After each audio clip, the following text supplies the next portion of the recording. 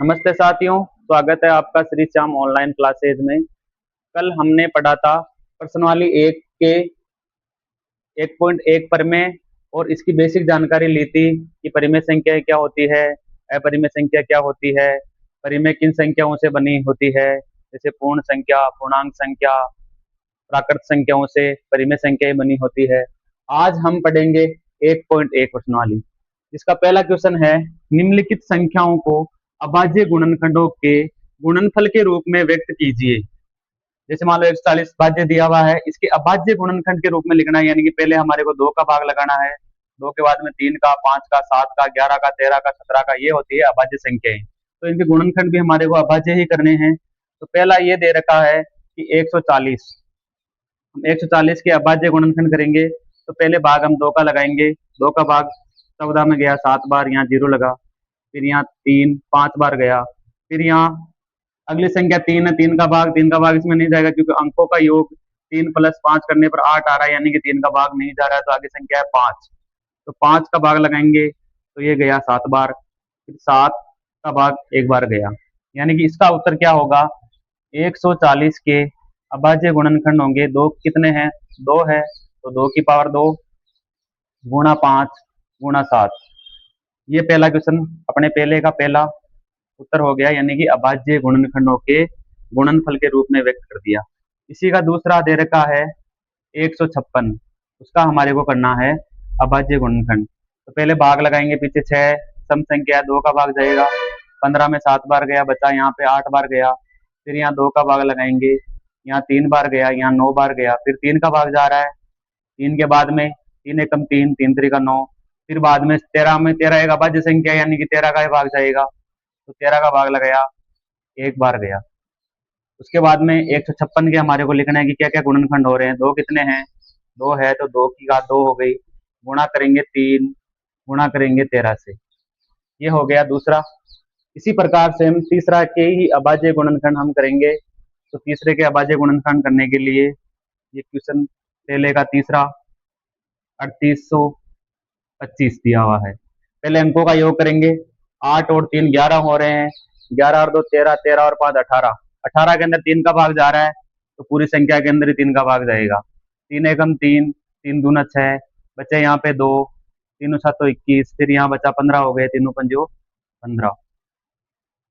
फिर 3 का लगाएंगे, 2 और 3, 3 10 15, 5 3 का जा रहा है, तो 3 3 चौक 12, 3 दूना 6, 3 पंजो 15, 4 और 2 6, 6 और 5 11, यानी कि 3 का भाग नहीं जा रहा है, तो पीछे 5 आ रहा है, तो 5 का भाग जाएगा, 5 8 40 होते हैं, बचे 2, 5 में 25। उसके बाद में फिर 5 का लगाएंगे, तो 5 एकम 5, 5 7 35, 17 एक अभाज्य संख्या है, तो 17 के अंदर 17 का ही भाग जाएगा, तो यहाँ 17 का भाग लगाएंगे, भाग गया 1 बार। तो गुणनखंड लिखेंगे इसके 38 25 बराबर 3 2 बार है, 3 की घात 2 हो गई, 5 2 बार है, तो 5 की घात 2 हो गई, गुणा करेंगे 17 से, तो ये हो गए इसके अभाज्य गुणनखंड। इसी प्रकार हमने 140 के कर लिए, 156 के कर लिए, 3825 के कर लिए। अब हम करेंगे चौथा क्वेश्चन, यहाँ पे कर रहा हूं मैं 5005, 5 और 5 10, यानी 10 के अंदर 3 का भाग नहीं जा रहा है, 2 का भी नहीं जा रहा है, तो अगली संख्या अभाज्य कौन सी है, 5, तो 5 में पीछे 5 आ रहा है, तो 5 का भाग पहले 1 में देंगे, 2 जीरो उतार दिया, फिर बाद में 1 में देंगे। अब किसका भाग जा रहा है, 5 के बाद में 1001 के अंदर 5 के बाद कौन संख्या आती है, 7, 7 का लगा के देखो, 7 एकम 7, बचे 3 7 चौक 28, फिर 2 बचे, फिर जाएगा पूरा भाग, 7 एकम 7, यहाँ 30 हो गए, 7 चौक 28, 2 बचे, तो यहाँ 21 हो गए, 7 तिया 21।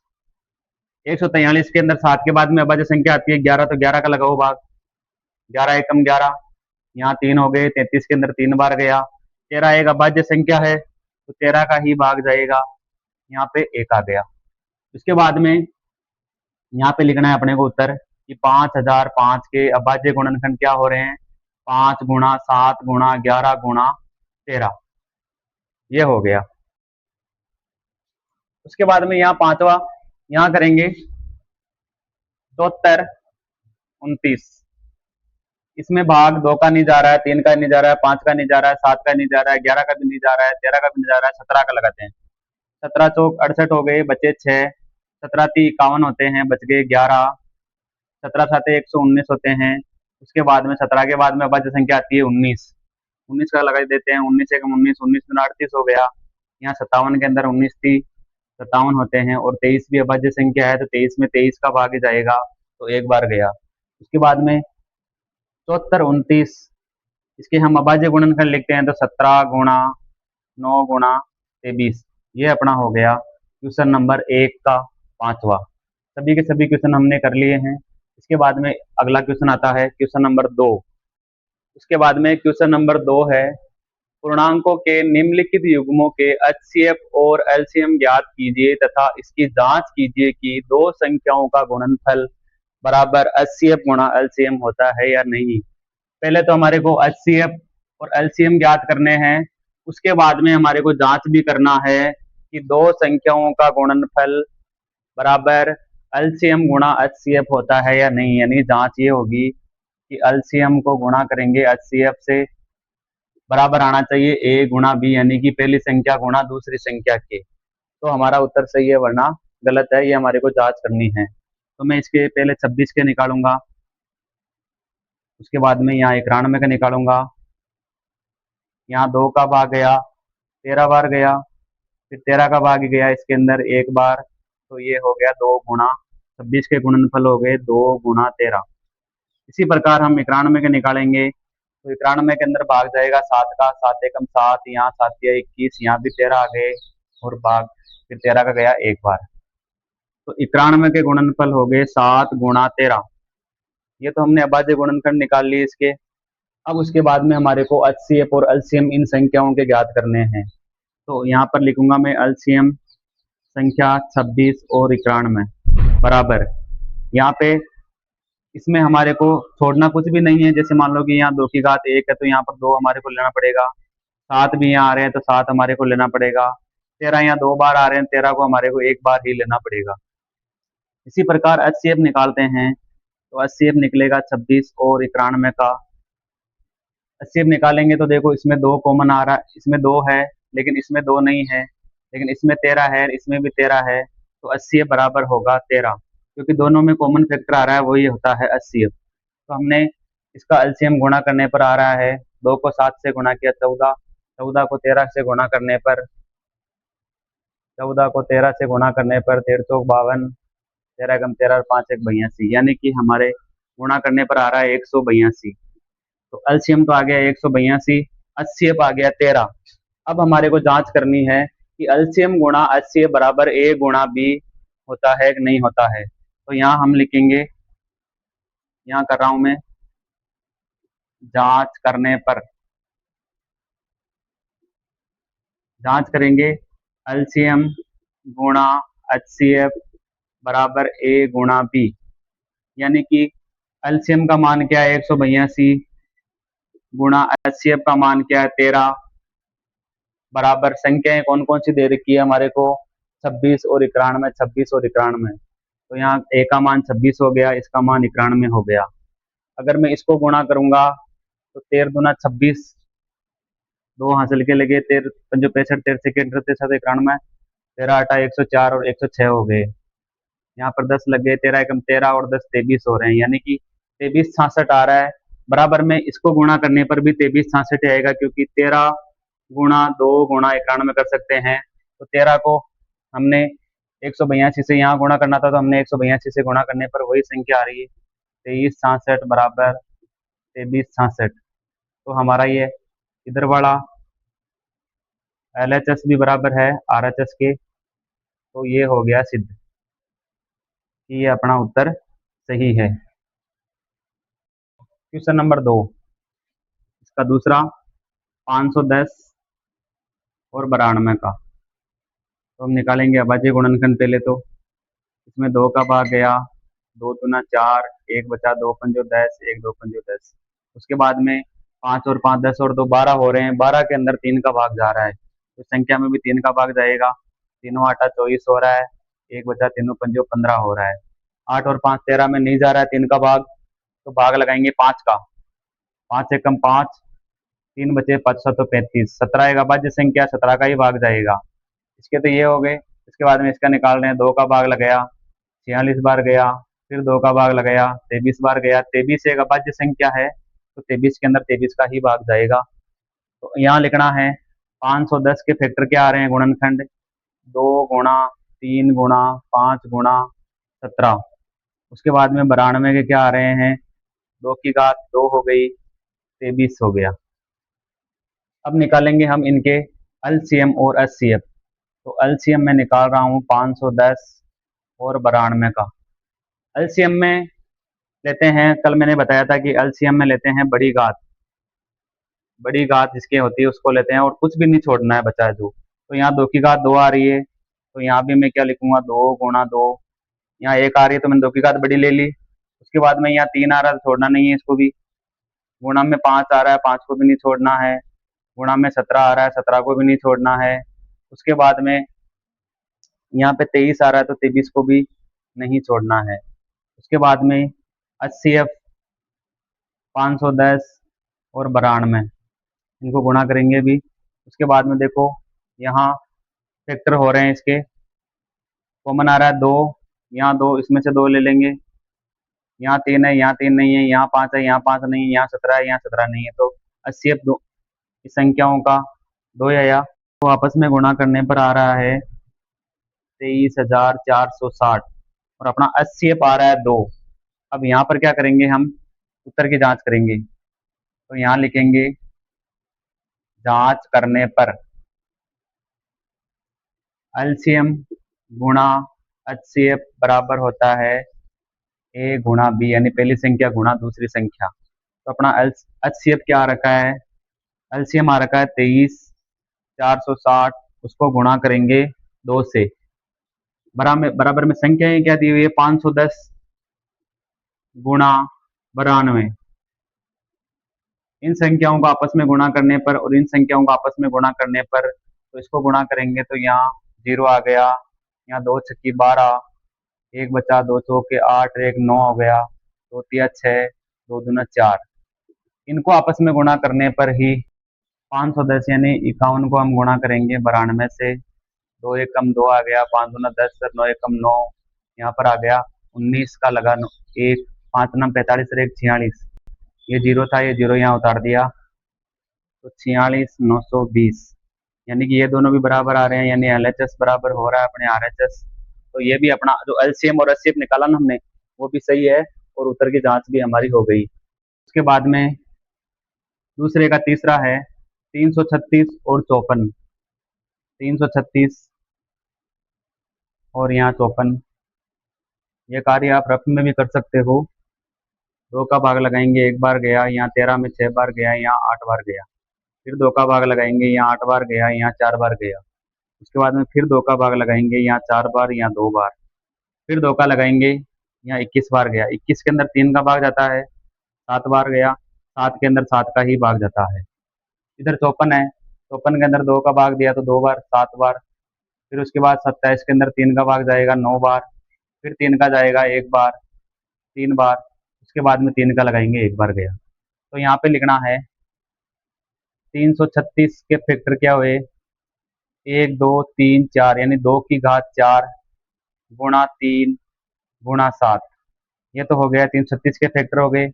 अभाज्य गुणनखंड 54 के क्या होंगे, 2 की घात 1 ही है, 3 की घात 3 है, तो 3 की पावर लगा देंगे हम 3। अब इसी प्रकार हम यहाँ ज्ञात करेंगे एलसीएम। संख्या कौन कौन सी है, 336 और 54। 336 और 54 का एलसीएम ज्ञात करेंगे। एलसीएम के अंदर मैंने बताया था कि बड़ी घात लेते हैं, तो बड़ी घात 2 की घात 4 है, यहाँ 2 की घात 1 है, तो यहाँ 2 की घात 4 का मतलब 2 गुणा 2 गुणा 2। यहाँ गुणा 3 की घात 3 है, तो हम 3 की घात 3 लेंगे, बड़ी घात है ना, 3 गुणा 3 गुणा 3। यहाँ गुणा 7 में 7 है, तो हम यहाँ लिखेंगे 7, छोड़ना तो कुछ भी नहीं है एलसीएम के अंदर। इसी प्रकार एचसीएफ 336 और 54 का देखो, इसमें यहाँ 2 कॉमन आ रहा है, यहाँ 2 कॉमन आ रहा है, तो यहाँ ले लेंगे हम 2 गुणा, यहाँ 2 है लेकिन आगे कोई 2 नहीं है, यहाँ पे 3 है लेकिन एक 3 यहाँ पर भी है, तो ये भी कॉमन आ गया, 2 गुणा 3 6 हो जाएगा। कॉमन आ रहा है दोनों के अंदर 6, यानी 2 गुणा 3 का फैक्टर कॉमन आ रहा है, तो 80 अब अपना 6 हो गया। एलसीएम में गुणा करते हैं, 2 को 2 से गुणा किया 4, 4 दूना 8, 8 दूना 16, 16 3 48, 48 ये इसे गुणा करने पर अपना उत्तर आएगा 3024। 3024 तो हो गया एलसीएम और 80 ये हो गया। अब यहाँ मैं इस प्रश्न की कर रहा हूँ जांच, उत्तर की जांच। अपने को पता है एलसीएम गुणा एचसीएफ बराबर होता है ए गुणा बी। एलसीएम का मान क्या है 3024, तो यहाँ लिखेंगे 3024 गुणा एचसीएफ होता है 6, हो गया 6, ये 6 लिख दिया मैंने। ए का मान क्या है 336, ये मैंने लिखा 336। बी का मान, इसको आपस में गुणा करने पर आ रहा है 18,144, इसको आपस में गुणा करने पर भी 18,144 ही आएगा। तो दोनों ये एलसीएम एलएचएस बराबर आरएचएस है, तो अपना ये भी उत्तर की जांच हो गई कि एलसीएम गुणा एचसीएफ बराबर ए गुणा बी होता है। एक मैं आपको एलसीएम निकालने का एक और तरीका बताता हूँ कि जैसे मान लो ये आपको नहीं आ रहा है कि बड़ी घात लेनी है, तो एक साथ निकालने का तरीका ये होता है कि जैसे मान लो मैंने 336 लिख दिया और 54, एक साथ दोनों का निकालने पर एलसीएम यही आएगा 3024 है, दो का दो। उसके बाद में यहाँ दोनों का साथ निकालेंगे, 2 का भाग लगाया, यहाँ 2 एकम 2, यहाँ 2 छक्की 12, 2 आठे 16, फिर यहाँ लगाया 27 बार गया। अब यहाँ 2 का फिर जा रहा है, यहाँ 8 बार गया, यहाँ 4 बार गया, 27 में नहीं जा रहा, 27 का 27 लिख दो। उसके बाद 84 में दिया 2 का भाग, तो 42 बार गया, यहाँ 27 में नहीं जा रहा, 27 27 आ गया। फिर 2 का जा रहा है, फिर 2 का लगाया तो 21 बार गया, यहाँ पे 27 में नहीं जाएगा। अब 21 में भी 3 का भाग जा रहा है और 27 में भी 3 का भाग जा रहा है, तो 3 का भाग लगाएंगे, तीनों सातों 21, 3 नम 27 होते हैं। 7 से पहले 3 का भाग जा रहा है 9 के अंदर, तो 3 का भाग लगाएंगे, तो मैं यहाँ लिख रहा हूँ 54। फिर यहाँ 7 बचेंगे, 3 तरीके 9 हो गए। फिर बाद में 3 का भाग और जाएगा, यहाँ 1 आ गया और यहाँ 7 बच गए। अब बाकी बचा 7, तो 7 का भाग लगाएंगे इसमें। अब देखो 1 2 3 4 हमने यहाँ लिखी थी 2 की घात 4, 1 2 3 4, फिर मैंने 3 गुणा 3 3 बार लिखा था, 1 2 3 1 2 3, फिर गुणा 7 में। तो आप इसे डायरेक्ट भी सीधा भी निकाल सकते हो, लेकिन इसमें ये अलग निकालना पड़ेगा और फिर बाद में ये अलग से निकालना पड़ेगा आपको एलसीएम के लिए। तो एक में ही काम हो जाएगा, अलग अलग गुणनखंड कर लेंगे, अभाज्य गुणनखंड कर लेंगे, तो एक में ही काम हो जाएगा। एक चीज का ध्यान रखना, एलसीएम में तो आती है बड़ी घात, जैसे यहाँ बड़ी घात 2 की घात 4 थी, तो मैंने 2 की घात 4 ही ली यहाँ पे। उसके बाद एलसीएम तो बड़ी घात आ गई, छोड़ना कुछ भी नहीं है, चाहे एक घात भी है, दोनों में अगर नहीं है मिल रहा है तो भी लेना है। तो एचसीएफ में क्या आएगी, छोटी घात, छोटी घात, यानी कि 2 की पावर यहाँ पर क्या आ रही है, एक ही आ रही है, यहाँ 3 की पावर क्या आ रही है, एक आ रही है, तो मैंने देखो 2 की पावर 1 ली और 3 की पावर 1 ली, तो 2 को 3 से गुणा करने पर 6 आ रहे हैं। तो आप इस तरह भी निकाल सकते हो एलसीएम और इस तरह भी निकाल सकते हो, बड़ी घात लेकर भी निकाल सकते हो, छोड़ना नहीं है। और एचसीएफ के अंदर केवल छोटी घात रहेगी, जो कॉमन रहेगी वो घात आएगी। तो ये हो गया अपना क्वेश्चन नंबर 2।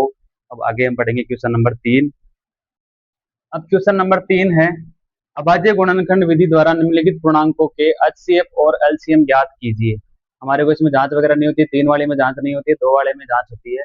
तो हम एचसीएफ और एलसीएम ज्ञात करेंगे। इनके कैसे करेंगे, पहले इनके अभाज्य गुणनखंड करेंगे और फिर इनका एलसीएम और एचसीएफ ज्ञात करेंगे। तो पहले 12 का लिखेंगे हम, उसके बाद में 15 के लिखेंगे, उसके बाद में 21 के लिखेंगे। तो 12 का हम क्या लिख सकते हैं, 2 गुणा 3, यानी कि 2 को 2 से गुणा करने पर 4 आ रहा है, 4 को 3 से गुणा करने पर 12 आ रहा है। करना ऐसे ही है, जैसे मान लो 12 लिख लिया, यहाँ 2 का भाग लगाया 6 बार गया, 2 का भाग लगाया 3 बार गया, फिर 3 का लगाया, फिर 1 बार गया। ये कार्य रफ में होता है। उसके बाद में यहाँ निकालेंगे 15 का, तो 15 का क्या होता है, 3 गुणा 5 होता है, तो यहाँ लिखेंगे 3 गुणा 5। उसके बाद में 21 के हम करेंगे, 3 गुणा 7 होता है। इसी तरह निकालना है, तो हमने ये निकालने की यहाँ जरूरत नहीं है, डायरेक्ट लिख सकते हैं। तो संख्या कौन कौन सी है, एलसीएम निकालेंगे हम 12, 15 और 21 का। तो 12, 15 और 21 का एलसीएम निकालेंगे। तो मैंने एलसीएम का बताया था कि यहाँ 2 की घात क्या आ रही है, 2 आ रही है, तो यहाँ भी मैं क्या लिखूंगा, 2 की घात 2 लिखूंगा। यहाँ 3 एक बार है, यहाँ 3 एक बार है, 3 एक बार है, तो 3 एक बार तो लिखेंगे ना।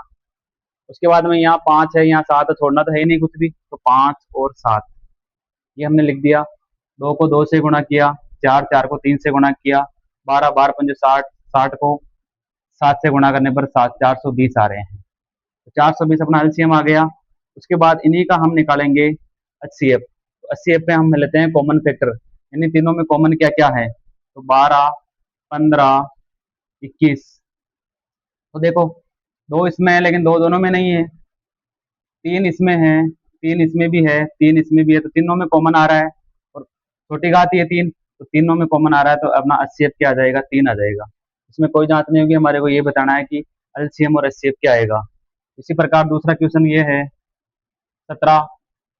17 को क्या लिख सकते हैं, 23 को क्या लिख सकते हैं, 29 को। 17 को हम लिखते हैं 17 गुणा 1 लिखते हैं। 23 का हमने 23 गुणा 1 लिखा। 29 का हमने 29 गुणा 1 लिखा, क्योंकि इसके फैक्टर यही हो सकते हैं। तो अपने को सीधा लिखना है कि 17, 23 और 29 का एलसीएम निकालेंगे, तो इनका गुणनफल ही होगा 17 गुणा 23 गुणा 29, ये होगा। इसको आपस में गुणा करने पर 11,339 आ रहा है। उसके बाद में एचसीएफ निकालेंगे 17, 23 और 29 का। इनमें देखो एक इसमें आ रहा है, एक इसमें आ रहा है, तो कॉमन फैक्टर एक ही आ रहा है, तो एचसीएफ क्या आएगा, एक ही। इसी प्रकार ये दो खत्म हो गए क्वेश्चन अपने। Question number 3। क्वेश्चन नंबर 3 में 8, 9 और 25 है। तो 8 के फैक्टर हम क्या लिख सकते हैं, 2 की घात 3 लिख सकते हैं 8 को। उसके बाद में 9 को हम लिख सकते हैं, 9 को हम 3 की घात 2, 3 3 का 9 होते हैं। 25 को मैं क्या लिख सकता हूँ, 5 की पावर 2। तो इनका हम निकालेंगे एलसीएम। पहले क्या निकालेंगे, एलसीएम। तो 8, 9, 25 का हम निकालेंगे एलसीएम। तो एलसीएम निकालने में क्या होता है कि 2 की घात 3 है, तो यहाँ पर भी क्या 2 की घात 3 आएगी, 2 की घात 3 गुणा 3 की घात 2 गुणा 5 की घात 2। इसको गुणा करेंगे, 2 की घात 3 का मतलब 2 की पावर 3 का मतलब 8 हो गया, 3 की पावर 2 का मतलब 9 हो गया, 5 का 25 हो गया। इसको गुणा करने पर आ रहा है 1800। तो अपना एलसीएम क्या आ गया, 1800। इसी तरह हम निकालेंगे, ऊपर निकाल लेता हूँ मैं एचसीएफ। तो एचसीएफ 8, 9, 25। देखो, यहाँ 2 की घात 3 है, यहाँ 2 की घात 3 नहीं है, यहाँ 3 की घात 2 है लेकिन यहाँ 3 कोई नहीं है, यहाँ 5 है यहाँ, लेकिन यहाँ 5 नहीं है, तो इसका भी एचसीएफ क्या आएगा, एक ही आएगा।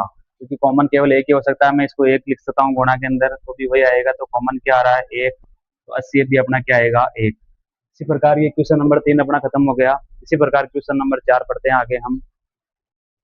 क्वेश्चन नंबर 4 के बाद में हम पढ़ेंगे क्वेश्चन नंबर 4।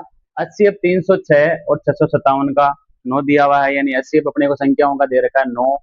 एलसीएम ज्ञात करना है इन्हीं संख्याओं का एलसीएम। तो अपने को पता है कि जो दिया गया प्रश्न में वो लिखेंगे, पहले दिया है यानी ए, यानी पहली संख्या अपने को दी है 306, बी यानी दूसरी संख्या 657 दे रखी है, और अपने को एचसीएफ का मान दे रखा है प्रश्न के अंदर 9। ये अपना 9 लिख दिया। उसके बाद में देखो, अपने ने एक जांच की थी कि एचसीएफ गुणा एलसीएम बराबर ए गुणा बी होता है कि नहीं होता है। तो अपने को पता है एचसीएफ का मान दे रखा है 9, तो यहाँ 9 रखेंगे।